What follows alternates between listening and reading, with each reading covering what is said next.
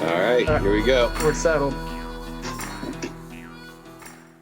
And we are back. You are listening to the Rutten River Pursuit podcast. There's some echo and some delay in that reverb that we love so much. This is going to be good. But we are Reality Outdoor Radio, where our mission is to get you in the outdoors by connecting you with the people, skills, and products you can trust. You can trust them.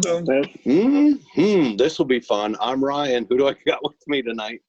This is Pick. I'm Will. I'm Steve. I'm Brad. Oh, snuck one in Brad. on the end. What's up, guys?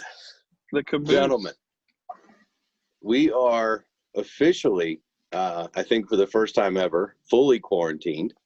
And we're coming at you live via this fancy new technology called the Zoom. The Zoom. The Zoom. Sorry, I should have said it like that. The Zoom. La Zoom, as the French call it. That's right. That would be Les Zoom, wouldn't it? Yeah. Anyway. So what do you guys think about this this new setup? I hate it. It's different. It's interesting. What do you hate the most? It's just I fear change. I hate the change. I prefer being together. Yeah, I hear you. I'm the same. Will's a people person. I've been saying that for years. Totally. Well, I don't want to just kick it off here, but I'm gonna. Go ahead, bud. Oh, there's something grinding your gears. Yeah, there's You've something got grinding my axes gears. to grind. And I get it. I understand it, but it's not like I'm me not to. sure you do. It's not like me to stir the pot of controversy, but today it's been bugging me all day. We found out this morning that the Fish and Boat Commission in Pennsylvania, due to social distancing and requirements, just decided to open trout season today statewide and tell us today statewide. It caught a lot of people off guard. Well, it caught everybody off guard. Yes. Because nobody knew. But I'm not quite sure that it actually achieved what they were intending it to achieve, which was to keep large groups away. I saw some pictures today, and just driving home, every bridge you cross has cars lined up on either side of it, just like opening day. Just like everything else in Pennsylvania outdoor wise, there's tradition, and I understand we're in unique times here now with this whole COVID's mess, but boy, this was one thing that I thought was going to stay as is, that we could at least count on. They'd already bumped back the regional opener and the trout and the youth day. But I thought, this is going to, me and my kids were looking forward for youth day on Saturday. And now, that's just not able to happen this year. And I get it. I don't want, people thinking that I don't care if people get sick or whatever, or that their reasoning behind it. But boy, that's a real tough blow. That opening day. I don't think you get it. Maybe I don't. You keep saying you get it, but trout season's open. I was going to email. I It's know. like saying you don't care, but you really care. But it's. I guess what disappoints me is that whole first, for the last several years, we've all got together on first day, and and you wait and watch a couple boats get dumped at the ramp. That's tradition, and you start counting down the minutes till 8:00, and that's what I'll make. We're not going to have that this year, and I'll make that's something to look forward to. What's that, man? Well, I mean, if their goal was like, if their true goal, and I know what you're saying, because like tradition matters. It does. It matters. But if their true goal was to get people not to congregate as they have in the past, because you know what it's like in Pennsylvania on regular streams. Absolutely. I mean, it is elbow to elbow, and if their goal was to do like keep people from doing this was probably the exact way to do it. And obviously it's like hard to deal with, and like you want to be able to go out and take your kids, and like that's part of the thing is fighting with people and get your lines caught in other people's lines and fighting for the whole day. But if their goal was to do that, this kind of, I mean, it was crowded today, but I think the first Saturday now won't be that. Was it less crowded today than it was on other opening days, Brad? Yes, for sure. I mean, like, was it? Lattimore was kind of crowded. There's people there, but it was nowhere near what it's like the first morning, where it's in the kid zone. It is elbow to elbow. Yeah. I mean, Ryan can attest to that, I'm sure. Yeah, I could tell you though, over the other side of Lattimore, where it's open, you know, it isn't a restricted area for just kids and seniors. It was every bit as packed or more as opening morning, and we didn't get out till 4:00 in the afternoon. So I can only imagine what it was like at 9 once the word started to really spread. I don't know that it was any more or less effective, to be honest. I get the idea of doing it, but all that was happening now is everybody was in a mad scramble to get there. Yeah. And I don't know. Not that it backfired or would have really changed things, but I think if you leave it alone, that first Saturday coming up here would have been just for kids. There would have only been families out. And then the 18th, everybody knowing the situation that we've been in, knowing that a lot of people are looking forward to it, people are going to go stake their claim way early. Sure. You know, that's what I was anticipating. And now it's kind of like that's a wash, because for me, I love trout fishing. I love the opening day traditions. But for me, after the first 3 days, it's done. I mean, this is a resource that's loaded up into these streams and lakes. And, you know, they smash everything that they see when they first get put in. But once they're fished out until the next stocking, which, you know, isn't going to be happening this year. So there is no. We don't know when it's going to be happening. Yeah, in my opinion, there is no youth day this Saturday, and there isn't an opening day anymore. That's it. It's like what happened today, the fish that were caught. That's it. Yeah. To those of us that are essential workers that, you know, maybe still working, when it comes to Saturday, like to your point, Ryan, I mean, most of those small fisheries may be fished out, or at least half of their stockings are going to be gone. So all the easy ones are taken. Yeah. Yeah. I don't know what the answer is. I mean, if, you know, Steve, you've started this one up. What do you think would have been an alternative, just to let open day the way that it was, and you know, encourage the social distancing and I think Ryan had a good point. You know, Ryan made a really good point, because people will, you know, stake their claim, get there early. Right. You know, shoot, we were at the boat ramp at 5:30 last year or something like that. Yeah. And we didn't need to be, but we were. You know, we were there at 5:30 or before that. I don't remember. This year it would have been 4:30. Probably, I think people with the last names A through M should fish first. That would make sense. but no, people would get there early, stake their claim, and you know, and you normally it's shoulder to shoulder, but a lot of, like the lakes where we fish, there's like Cowan's Gap and Laurel Lake. There's some room for people to be shoulder to shoulder, but a lot of the bank is not real fishable, or there's only a few feet. So it's tough in a lot of cases to be that close. I guess you can. I don't know. I don't know if there's a solution or not. I just more want to vent about being disappointed that we're going to miss that. Yeah. Or that I'm going to miss that this year. We need surf rods for there. Yeah. Bobbers. I mean, I was out. Yeah. I was out this last weekend at a state park here in Maryland that was open. I was out this last weekend. and of course, I'm so tired of catching trout already. we got there. Myself and two coworkers. We got there at 5 after 7, and there was two other gentlemen. To add a kind of some perspective, this lake was. You mean insult to injury? Probably the size of Cowan's Gap. And as we're walking around the lake, there's two gentlemen on the opposite side of the lake. We get over there and we spread out. So there's 5 of us within. It's probably 100 yards stretch that there's 5 of us.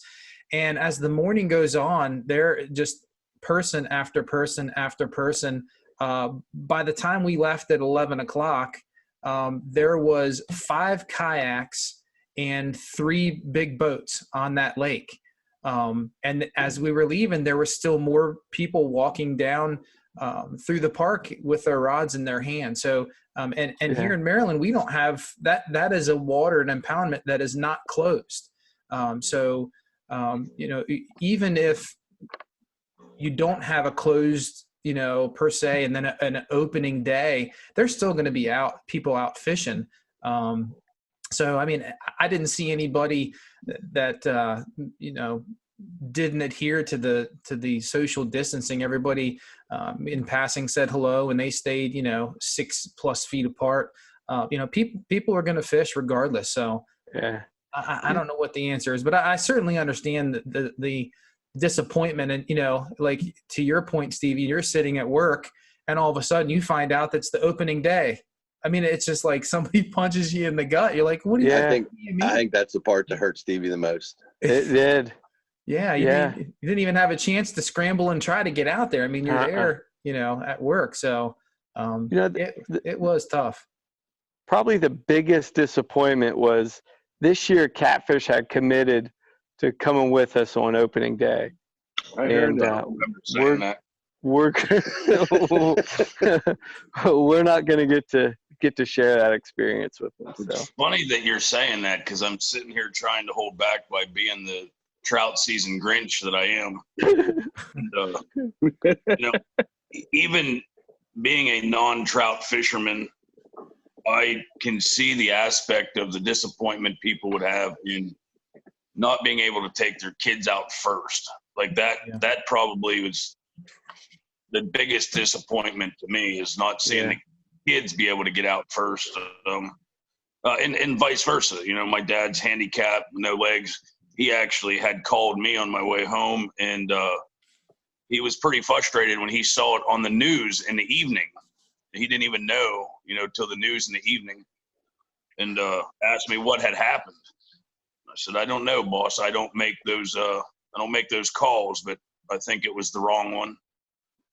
But, going back to me going with you, I think you would have been disappointed on that. I don't know. I'm not ruling it out. You would have been disappointed because you would have ate half of your egg sandwich. Here's the thing, though, honestly. Not being a trout fisherman, I have my reasons why. I don't like crowds. All those things that you guys talk about, of elbow to elbow and getting up early and trying to fight for a spot and catching a fish that barely fights and dies if you take it out of the water, and you can't eat it without getting a bone in your mouth. Here's the thing. I could. I'm trying not to make it sound bad or anything. You're doing a good job. Keep it up. Yeah. Dig down deep. To be able to share a new experience opening day, whether it be rifle season, deer season, turkey season, if I could have had my first good opening day of trout season with you guys, I might have changed my mind, but now we'll never know. So we'll never know. COVID. Thank you, COVID. Thank you, COVID. I'm going to go out on a limb here, and I'm going to propose that we keep the date of the 18th as our opening day. There you go. There's no reason we can't have it. I like it. Stage at Rudders the same time Yeah. we were going to. We We'll get our take it boats and back. launch them. We'll take and back our first day. nobody in our group drops a line before 8 a.m. I like it. And everybody fishes Steve. a harder body of water that, Yeah. A fishery that's been fished now for over 2 weeks. Yeah. And you know Lot there's going less to be fish fish, there. Well, there's still smarter going to be fish. fish there. Yeah. And we'll see who's going to be able to fill their stringer. Yeah, it won't be me.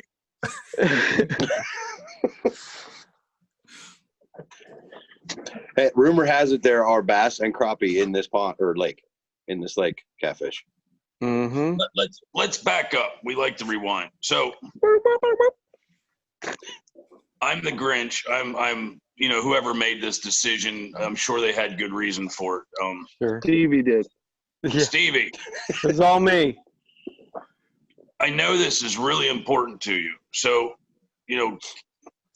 convince me otherwise why, other than tradition, it's Why you can't turkey hunt with us?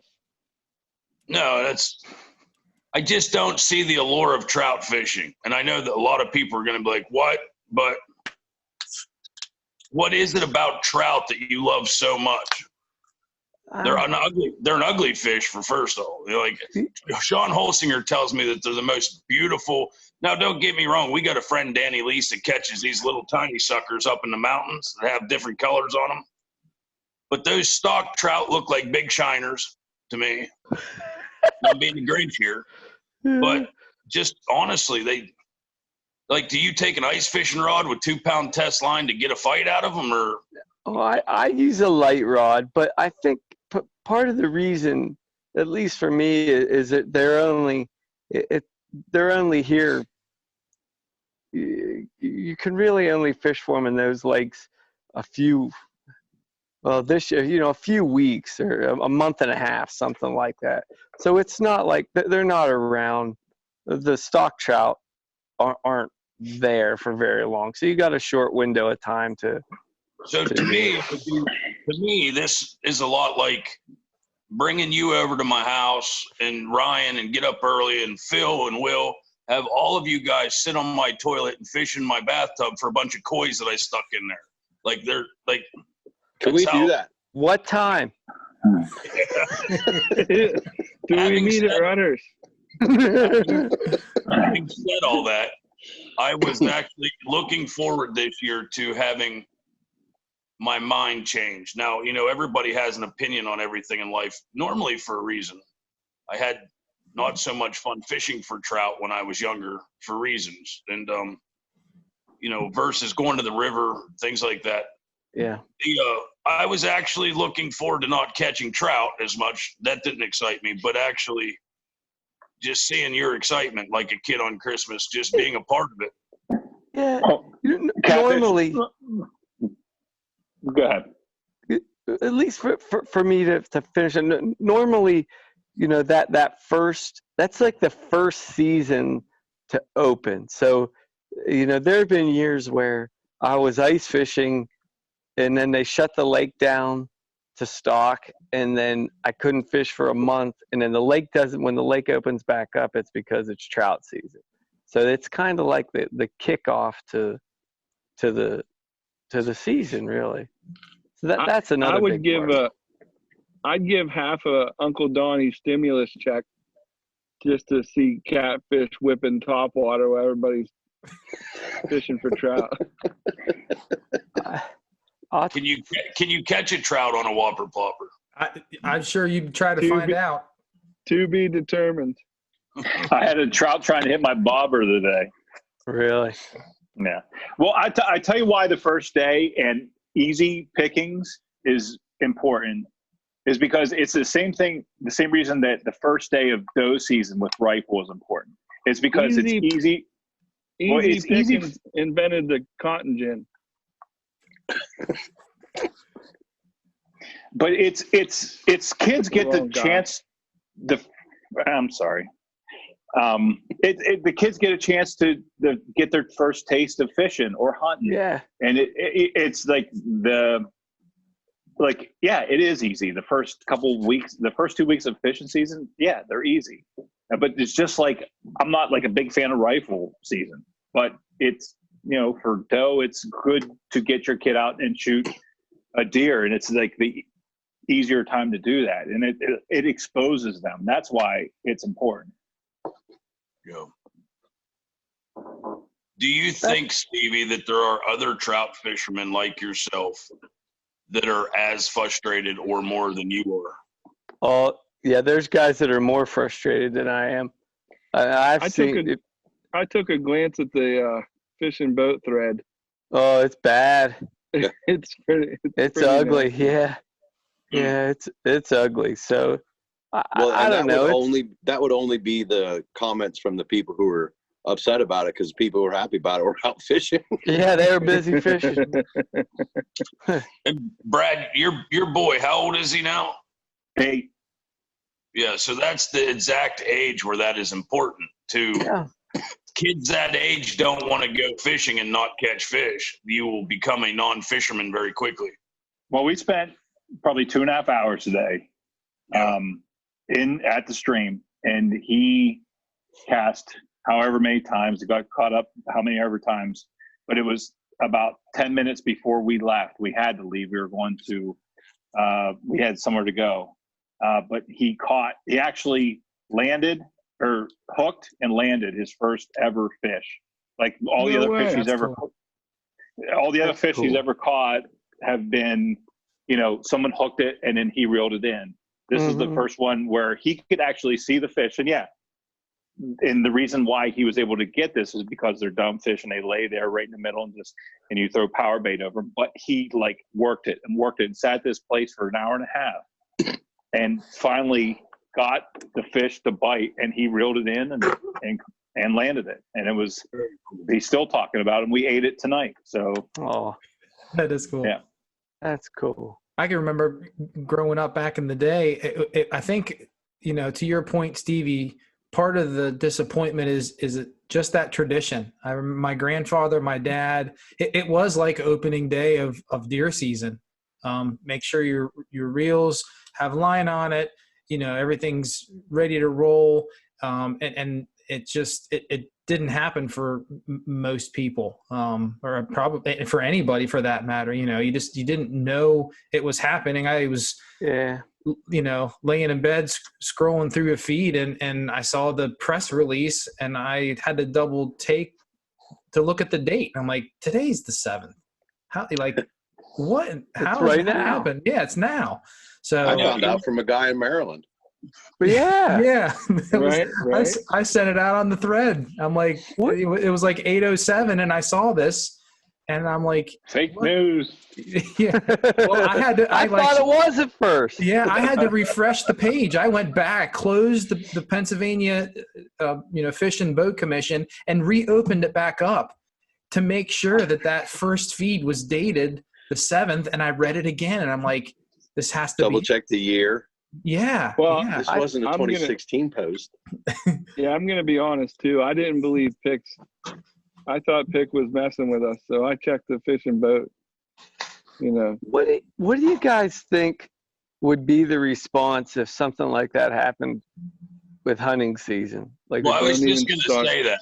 I was sitting here trying to put myself in your shoes, and I'm sitting at work on May 10th.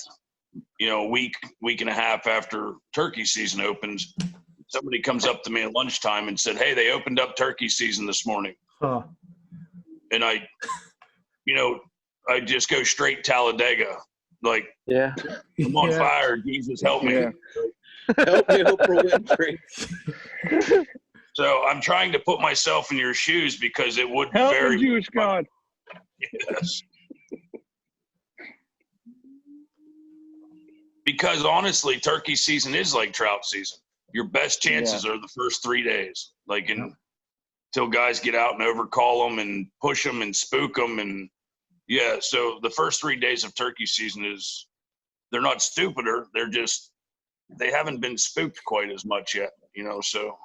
That's a good comparison because the season is only open for 4.5 or 5 weeks. And like Stevie said, by 4 or 5 weeks after the first day, those trout are they're gone. pressure.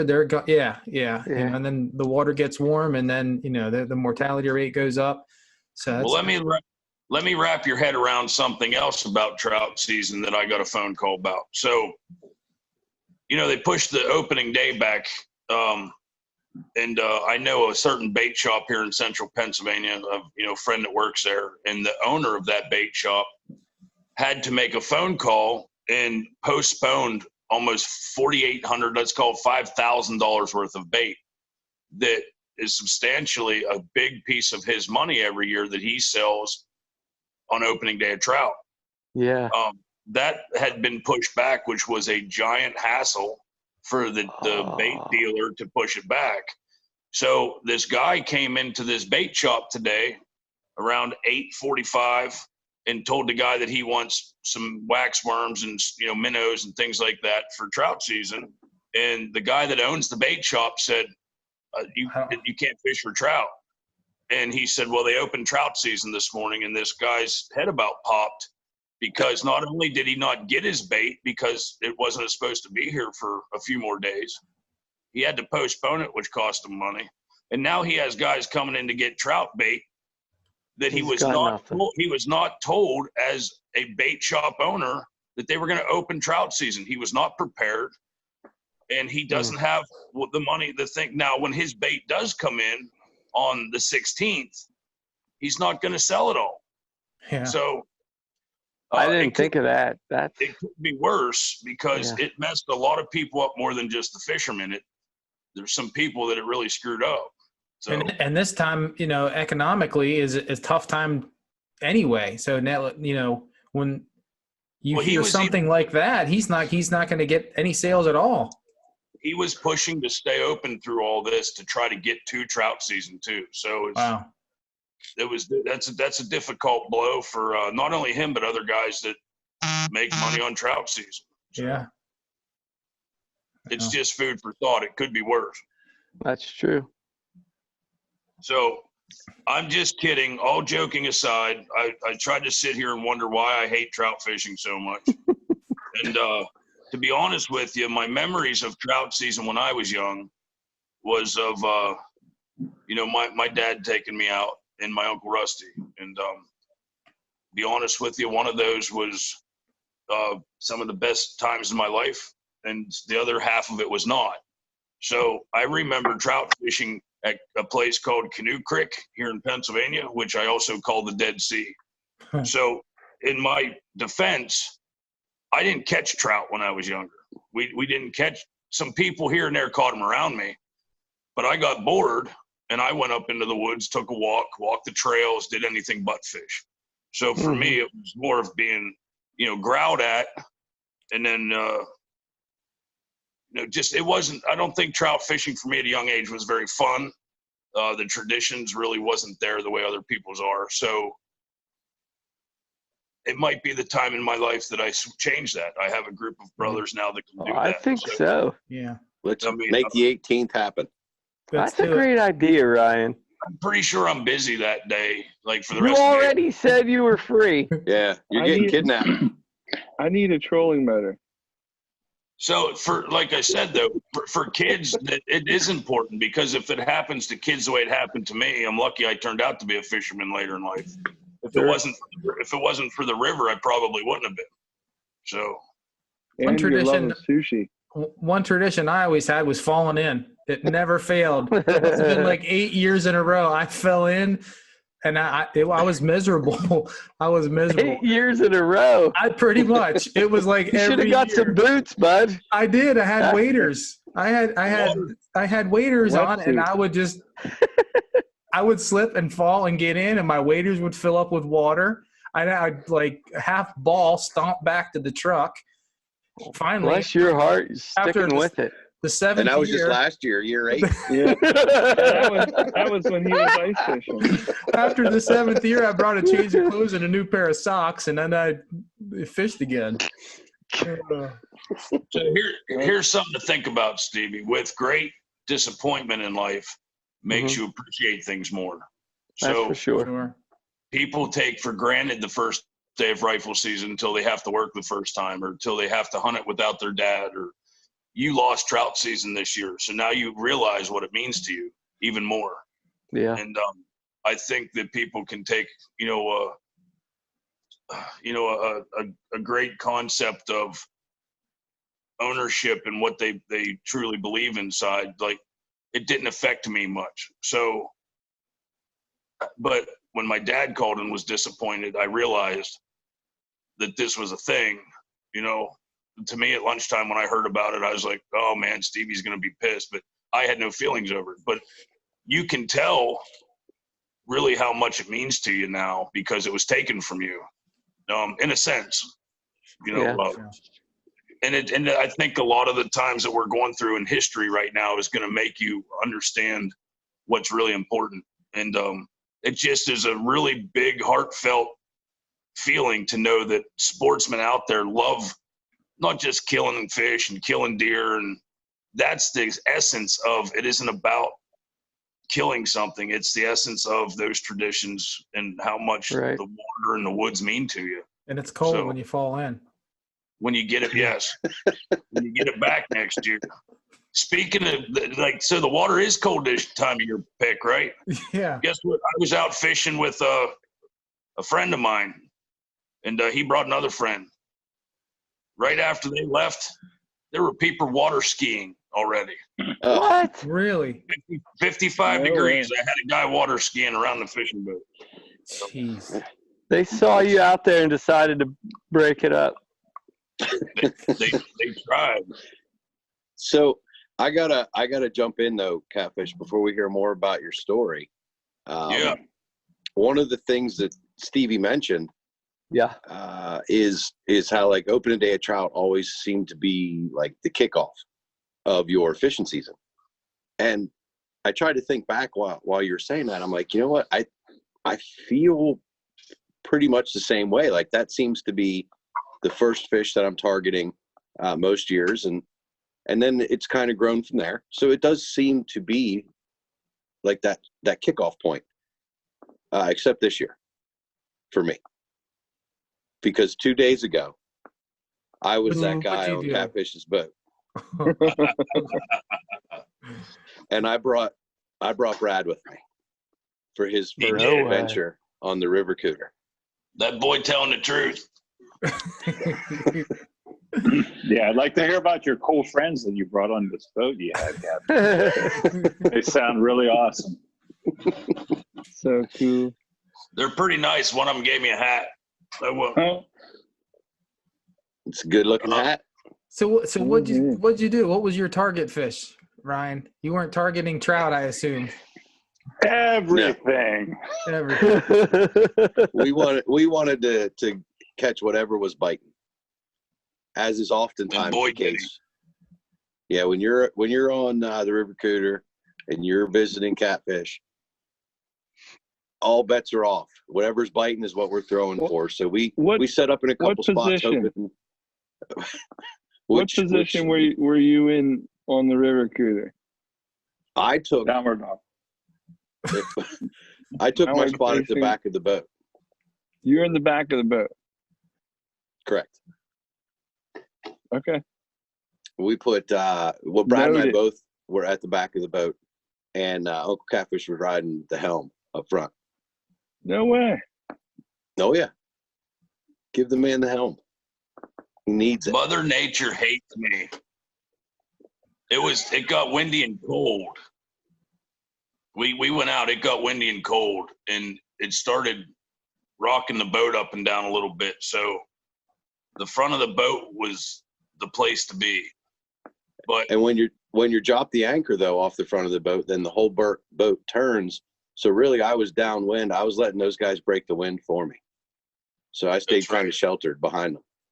That's smart. Thanks. I don't know how smart it is with Catfish and Brad breaking wind. Don't be downwind of it. But we did. Sorry, go ahead. You're slow rolling it. What'd you catch? Well, we caught some fish. Everything. We were one fish away Tell them. Tell them what you want to say. It's on the tip of your tongue. Did you catch a carp? No, I didn't catch carp. Did you catch a walleye? I didn't catch catfish. I did not catch a walleye. Walleye was the one elusive creature that kept me from what's commonly referred to as the Lake Mead Slam. Wow. Do you guys know what else is in a Lake Mead Slam? Tell me more. Bacon.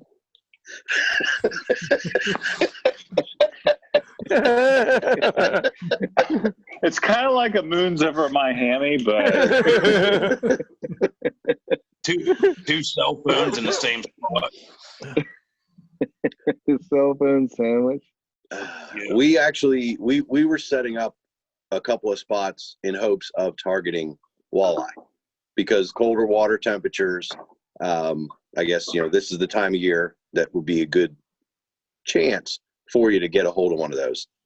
We ended up getting into crappie pretty early, and as we're catching crappie, we're catching perch, and we're hoping maybe to get an elusive walleye somewhere along the line. And suddenly, I set the hook on another what I believe to be crappie, and I started zizzing just the skosh. Well, I never had a crappie zizz me on this rod just yet, but it was no way. Yeah.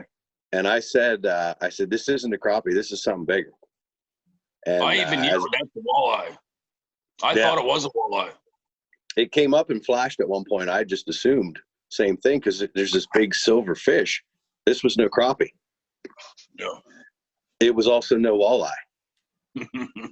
It was a JDC special hybrid striper. Oh, no way. Oh, yeah. And I caught it on one of the TRD worms that I've poured for myself. Sweet. Yes, sir. That's awesome. That is cool. That's got to be a good feeling. It actually was. Turd. The Rytec turd. I told Stevie in a text message that I caught it on what I'm going to now call the Trash Panda rig. The TPR. I forget what the name of the rig was that I saw, but I was watching a video for just like a different way to rig a Ned rig type chicken rig setup. And what you're doing is you're just using a smaller and a smaller gauge and a smaller size offset hook, like almost like a worm hook, but smaller than that even. And you just rig the top part of the Ned rig weedless, but then you drop a nail weight in it so that it actually drops, bottom first. Your hook's at the top of it instead of at the middle. Yeah. And like a straight shank hook. Yeah. And it's that is a chicken rig. It has a much more vertical presentation. Or a Neko rig. It's like a Neko rig, but there was another name for it, and I forget what it was. So I'm just calling it the Trash Panda rig. I would. Rig now. What? So it works. I was really what happy that nail? I was catching crappie. 9-inch. 16 penny. A 9-inch nail. Yes. I was just happy that the crappie were hitting it. I was happy anything was hitting this setup that I had, that it seemed like it made sense to me that fish would be attracted to it. And they're hitting it off of baits that I poured. And then next thing you know, Brad's working the net like a champ and scoops this thing up. And I've got my first hybrid striper out of the lake. That's my cool. first time out on the lake this year. It's going to be an epic year of fishing, boys. Yeah. Catch any largies. Well, here's the deal. I'll tell you how lucky, how much of a year this is going to be for Ryan. We had the same setup, same bait, same rod, trolling at the same amount of same. We had the exact setup, both him and I, and we're just going from one place to the other, just throwing the line in, just off chance we may catch a fish. Yeah. Why waste an opportunity? Lands a 3-pounder, like it's nothing. our bait couldn't have been more than 3 or 4 feet apart, and that's the kind of year Ryan's having right now. Yeah, and it happened more than once. Stevie, just so you know, I was knocking ever so gently. I told you of the rod. See, you guys make fun of it. You know, everybody's trolling, but I'm just tapping a little bit. Just a little tap. That's all you need to do. What line weight were you using on that hybrid, Ryan? My whole kit and caboodle now. My exclusive setup is a 15-pound braid, 40G, of course, from the fins. Sure. And then I take that into an 11 or an 8-pound fluoroliter. Okay. Sounds like it'll do it. I think Ryan's slow rolling this. Ryan also caught a 5-pounder. And so now Brad knows what I feel like. Brad knows exactly what I feel like with Logan all the time. Because not only did Ryan outfish Brad, but Brad outfished me. And I'm just saying, I know that he wants to say it, but he's too much of a gentleman to say I outfished Catfish 10-1. But boy, I had a really good day. I really did. Yeah. I mean, aside from the striper, putting a couple of largies on the boat, and I don't know if anybody in the history of this show has ever talked about this before, but you ever foul hook a crappie? I knew that was coming. I've never seen it. Can't say you haven't lived till you foul hooked a crappie. Yeah, I thought I got another striper or something, Stevie. I didn't know I didn't have a clue what was happening. I'm pouring. I was throwing one of my yellow bellies that I poured on my little swim VMC hook, swim head, and all of a sudden there was like a little tap, and I went to set the hook, and then there was nothing, and I felt almost like a tap again, and I laid into it to set the hook, and boy, I had something on there. Something big. I had something. It was zizzing. It was peeling a little bit as I'm reeling it in. I'm like, here we go. And I think Brad was going for the net again, and Catfish was putting down his rod to get the camera out. And all of a sudden I seen it, and I pulled it up over the boat, and I was like, hey, look, I foul hooked a crappie. Probably a 2-pound crappie. You ain't lit. It was a big one. Brad caught the blackest crappie I've ever seen. Yes. Really? Big male. That was a cool looking fish. Yeah. I don't think I've ever seen that before. That was neat. The crappies are big this year too, bigger than they have been in the past. So that's a good sign. What was the water temperature? It was 55, in the morning. In the morning it was 55. In the afternoon it got to 57. Yeah. You didn't see any smallmouth in there, did you? You have not caught a smallmouth yet, nor have I heard of anybody catching one. No. Really? However, no. I figure if they were in there, I would have caught one. Probably. That's true. I'm learning really to trust the Lowrance more and more. Like a lot of times we're driving around the lake and I see a pod or a school of fish or whatever you want to call it. Sometimes they look like pods because they're big marks. But when we rolled up on those hybrids, I actually thought, because of where it was on the lake by the point, I thought it was a bunch of suspended walleye. That's what it looked like. So to anchor up and be able to cast down to them, I mean, it paid off. And then it paid off again later in the day.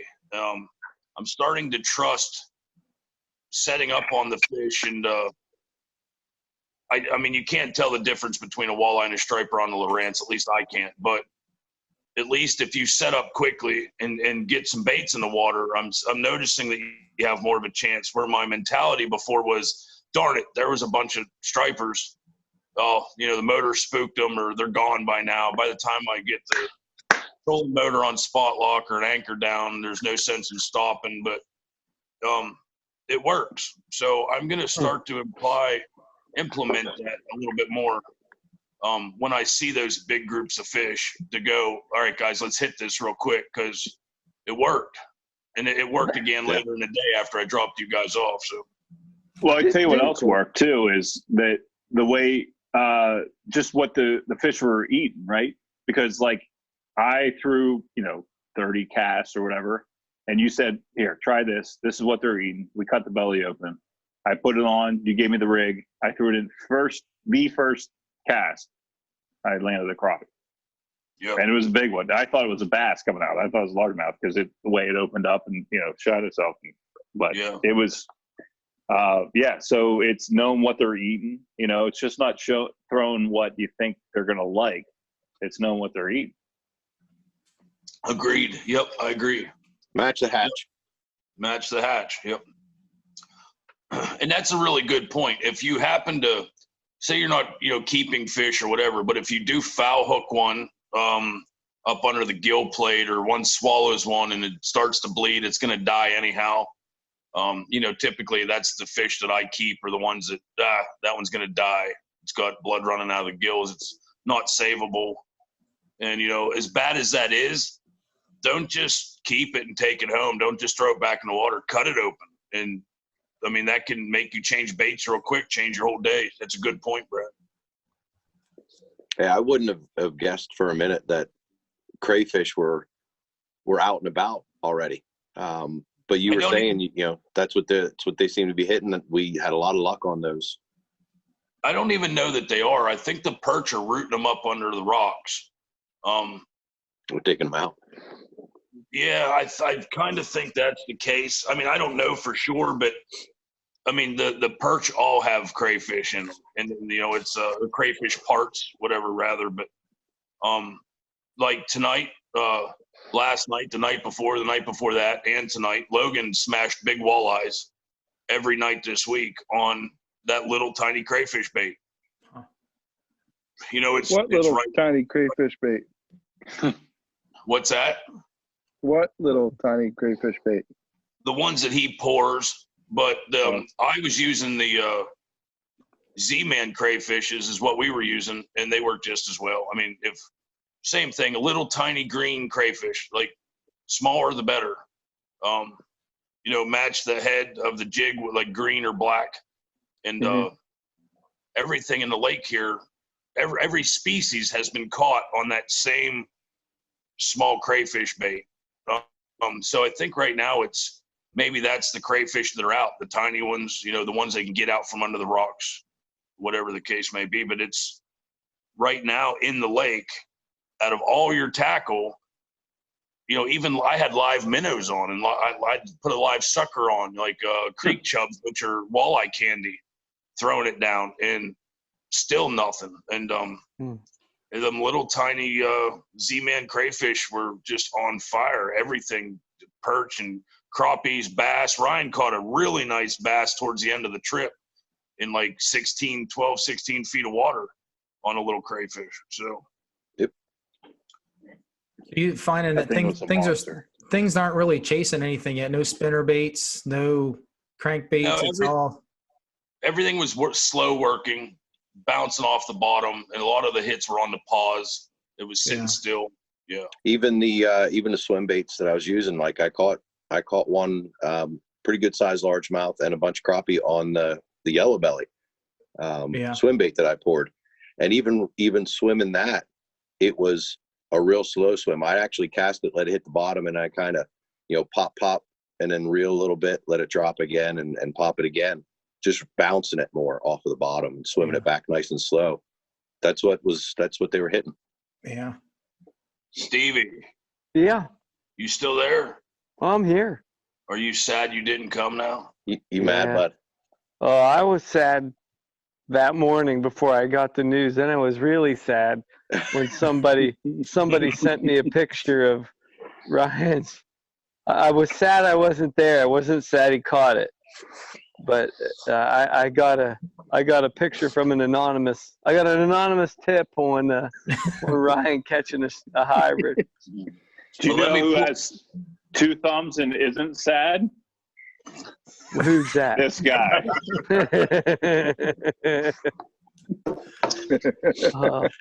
Let me pull Ryan. Let me pull Ryan on you real quick. Ryan would say, "Well, here's the good news.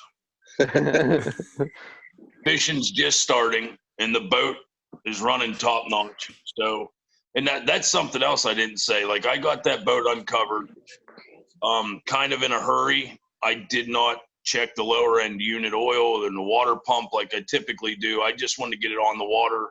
I threw the batteries in it, put it on the water, and that son of a gun, after all winter, that old 2-stroke fired up on the first crank, smoked like a dog for about 2 minutes, and it's right back running. It was, I tell you what, that boat really, for what it is, when me and Will went to get it and looked at it, Will was all excited, and I said, dude, I've seen bathtubs nicer than that boat. And, you know, and I'm talking old porcelain bathtubs from the 1600s that have been a big, but it turned out to be a pretty decent little vessel for us. Oh, I love that thing. Will, did you do any fishing recently? Whatever, pick. Huh? Why you gotta pick on me? I'm just asking. Will called us while we were fishing, and unfortunately, I felt bad because we were half ignoring him because Ryan was reeling fish shit. I was trying to talk to him, but take pictures of Ryan at the same time. It's not the first time it's ever happened to me. No. No, I got out and just nothing was going on. I was just pitching lures. Yeah. That was it. Did you ever make it to Goldsboro?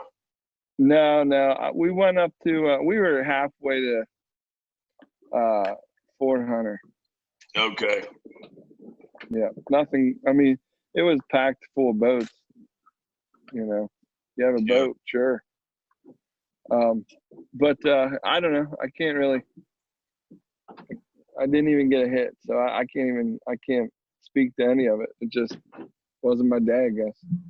But I will say this: earlier on in the conversation, we were talking about Danny Lease going up in the mountains and catching those little guys. Yeah. I can see that. Like I got a chance to hang out with Mikey Miller and Trent Lee, and they took me up this place where it's just like boulders and rocks and there's no reason for fish to be there. There's zero reason, and it's just loaded with these little native trout, and it was so fun. I gotta say, because they were very hard to hook up on. It took a certain lift a finesse that you had to figure out, and then wasn't a guarantee once you did either, but it was definitely easier. That was fly rod gear. Yeah. But there was zero reason for fish to be all up in this mountain stream, boulders everywhere, like spring. It's like I don't know, like a Coors commercial or something. Yeah. It was just a beautiful, beautiful place, but just these little tiny pools that held fish. What are you using to catch them? Wax worms. Little tiny stuff. Just wax worms. Oh, okay. Yeah, they're not like super traditional fly fishing guys, but Trent dabbles in it pretty good. Yeah. Pretty country up there, I'm sure. Beautiful. Yeah. Like, it was just a mountain stream. Like it just kept going up and up and up. You see any snakes? Not at this time. You said you were at Fort Hunter a little while ago. Near Fort Hunter. Yeah. 2 weeks ago, I was able to get on the Susquehanna for the first time this year. We were a little bit further north of Fort Hunter. We were a buddy that's interesting. Did anybody else know Vic was up this way? It was a call at 7:00. My buddy, like the Fish and Boat Commission. Yeah, it sprung up on me, But a buddy of mine. Go ahead and tell your story. He PFBC'd you. Yeah. So he bought a hand-me-down boat of a guy who bought another hand-me-down boat. It was, somebody bought a new boat, and then his buddy bought that boat, and then his buddy bought his boat. And anyway. That's the best ones. Yeah. Sounds familiar. So it was the first time that Steve, my friend, lives not too far away from me, wanted to have this boat on the river, and they said, "Hey, let's have another boat." So there was 4 of us that went up, and we had 2 boats just in case something happened. Water was about 6.5 feet. It was muddy, murky to muddy. And we ended up getting into some, and I was asking Catfish if you had any fish chase any bait. To my surprise, the water was about 47 to 49 degrees when we got off. They were actually hitting crankbaits. They were hitting moving crankbaits. It was some tough fishing. By the time we got off the water, we got on a little after 8. We got off the water about 1:30, 2 o'clock. It had risen a foot and was almost 8 feet. I think it was 6'6" when we put on, and it was 7'7" at the gauge there in Harrisburg when we got off. Wow. We the other 2 guys that were out on their boat, they caught 20 together in their boat, and then Steve and I caught 9. So we had 29 together between the 2 boats. And we were fishing, within eyesight from one another, maybe 800, 900 yards. We can, see and hear the motor of each other. Was Ryan in the other boat?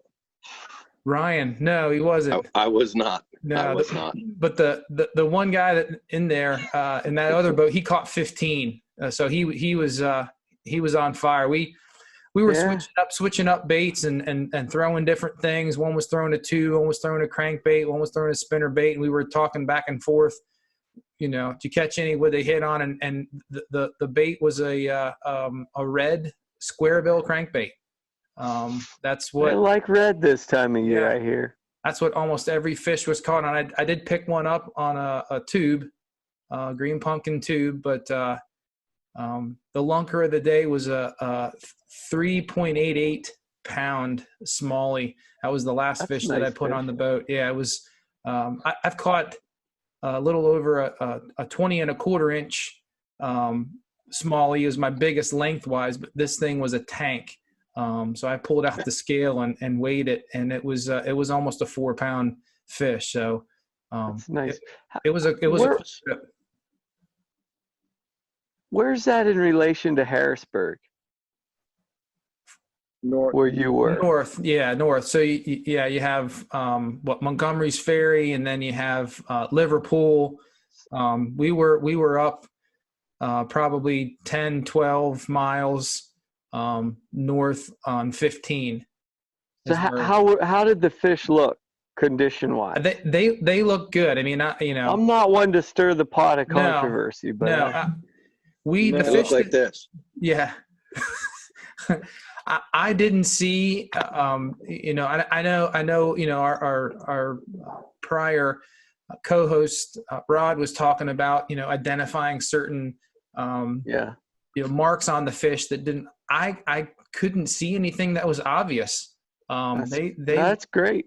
They looked healthy. And they fought like normal smallies and were lively and I didn't see anything abnormal in any of the fish that we caught in our boat. It's a good thing that you got, random odd friends that tell you to go north of Liverpool. Yeah. Yeah. Thanks, random odd friend. We were in that general vicinity. Liverpool's nice this time of year, though. I got it. They're some of the, like, you can walk around Liverpool and be in waist deep water and then disappear. Like, yeah, there are some holes in Liverpool that they're scary when you're Really? wet weight. Yeah. We call them liver holes. Liver hole. I'll tell you what. So I got a question. What was the water clarity like? Because when Brad and Ryan were down with me, it was windy and choppy and overcast and chilly out. But once they left, the sun came out. It became pretty calm, very calm at times. And a buddy of mine, Chris, had showed up, and I had fished pretty much till dark with Chris. And I have never seen Lake Mead as clear ever as it is. We were in 6 feet of water, and I was looking at the rocks on the bottom. Wow. Really? Never seen it like that. No. Wow.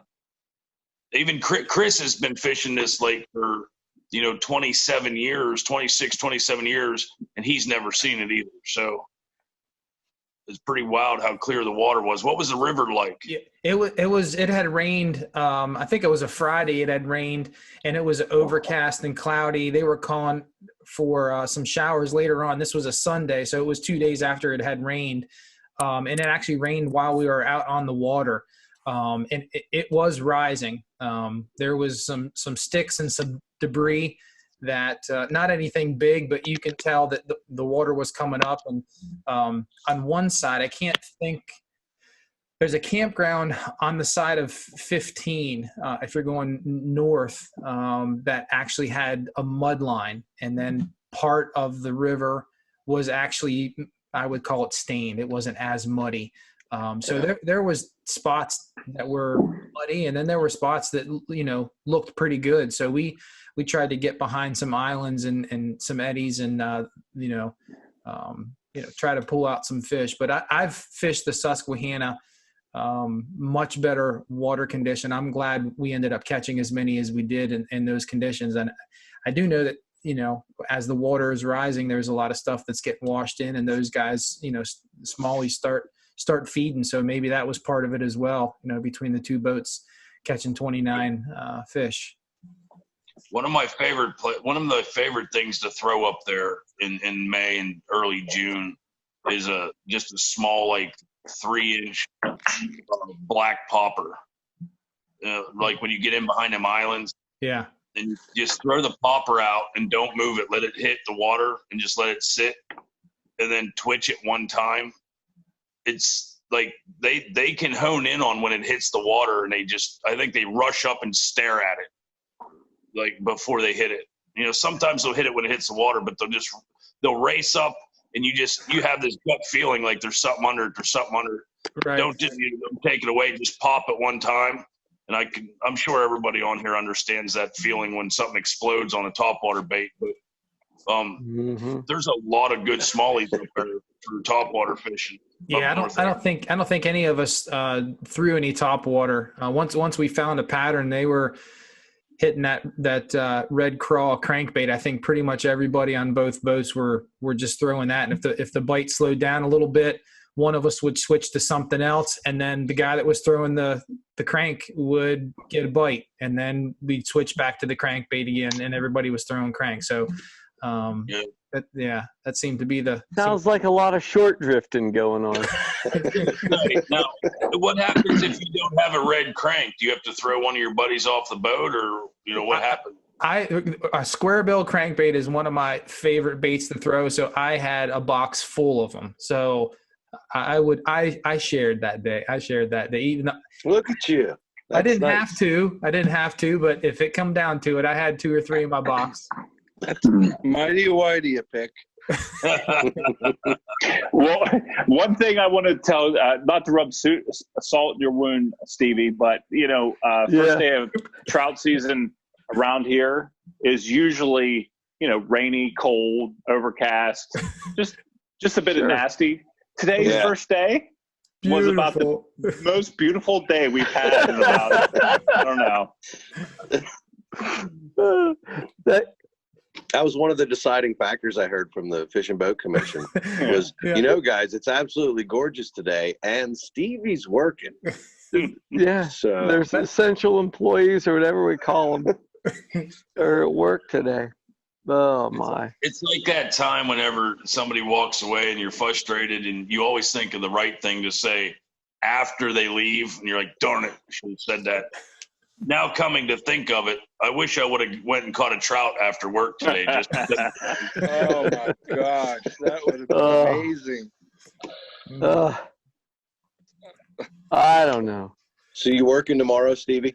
Yeah, I'm working the rest of the week. Uh-oh. Are you going to Lord willing. lunch pond? I was thinking about lunch break lake tomorrow. That's it, lunch break lake. Yeah. Yeah. You know, technically, if you get a fever, any kind of fever, you're not allowed to work for like 14 days. So if you take your thermometer and hold it up to a light bulb, it shows 138 degrees. yeah, you gotta go home instantly. You gotta stay home, boss. You better stay home. Now, I do like the idea of keeping the 18th as our opening day. I think we still should do that. Absolutely. Yep. Amen. I hear that. And I'm just going to say it again, Catfish. Yeah. This lake is stocked with trout, but there are bass and there are crappie. And perch. And if there was ever a place that you were going to catch a trout on topwater, I would venture a guess to say Cowan's Gap is that place. How far of a drive is this? From Stevie's house? From my house. It's too far. That's too far to fish. Yeah, you can't. You'll be at Blackwater that weekend. Yeah, it's unfortunate. We talked about going to Blackwater, and there was back and forth. People saying don't do it. People saying it was fine. People talking to DNR. Guys saying people were getting fines on the bridges, and then other guys saying they haven't seen a DNR officer all week. And so this time, it's hard to know what to listen to or what to take to heart on anything that you hear anymore. So yeah. I tried to, I tried to do the right thing, and I didn't go. And boy, it kind of hurt a little bit because I really wanted to go. But I figured driving 4 hours with a kayak in my truck with out-of-state plates was asking for trouble. It's kind of hard to conceal that. Yeah. Just put a Red Claw sticker on it.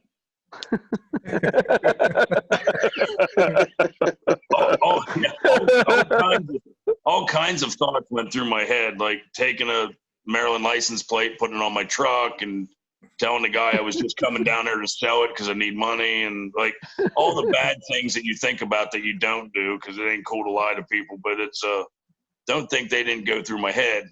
Yeah, trying to figure out a way to get there. So no, it's listen, I don't know what time we're at, and I don't like to bail on you guys, but my face is itchy and I have something on the smoker. I'm gonna have to go find some weird stuff Lacey has. They made me shave again today, and you look good, bud. No, no, he doesn't feel good. I like it. I hope this is all over soon, and Steve, I hope you get your trout fix in. My phone says I have 15% left. So, guys, this is new for us, this whole phone thing. Yeah. And I'll remember to charge my phone next time. It sucks to not see you guys in person, but what a really cool alternative way to do this. And hope sure is. Anybody watching this, stick with us because it's only going to get better. Stevie won't be in the basement with rafters next time. Yeah. But Stevie's laid back, man. This is good. Yeah, I can get used to this. I don't want you to get used to that at all. Oh, let's keep going. 2 more hours. Yeah, that's true. Well, we actually are at that point, boys. So I think it's probably safe for us to let Catfish go, check his smoker, get his phone back on the charger, and we can all go about the rest of our evenings. I believe, Will, this would be a good opportunity if you want to hit him with it. I think we did this topic a little bit of justice. Mm-hmm. We sure did. Good on you, boys. All right, Pick. This is your meeting. You hosted this thing, so tell us, where can people find us? As always, they can go to www.rutandriverpursuits.com. They can find us on all your social media platforms at Rut and River Pursuits. Check us out on the YouTubes at Rut and River Pursuits Podcast. The Zoom tubes. And on the Zooms. And as always, catch us on all your favorite podcast apps such as Apple Podcast, iHeartRadio, and the Spotify's. Beautiful. I love Spotify. I do. I'll tell you what, I'm not hating this Zoom thing either, because for what we tried to put together as quick as we tried to do this, I've been pretty impressed. Yeah. It was good seeing you guys. It was good seeing you. Thank you, Zoom. We didn't edit, or we didn't upload it and download it and process it yet. We'll see. The jury's still out for Will on this one, but I'm pretty impressed so far. Hey, we'll record it wireless. Record it wireless. Don't forget to check them regs. They change by the minute anymore. Yeah. Absolutely. Check your Facebooks. Yeah. Jeez. See you, boys. Get Tomorrow morning outdoors. it'll be bear season. Real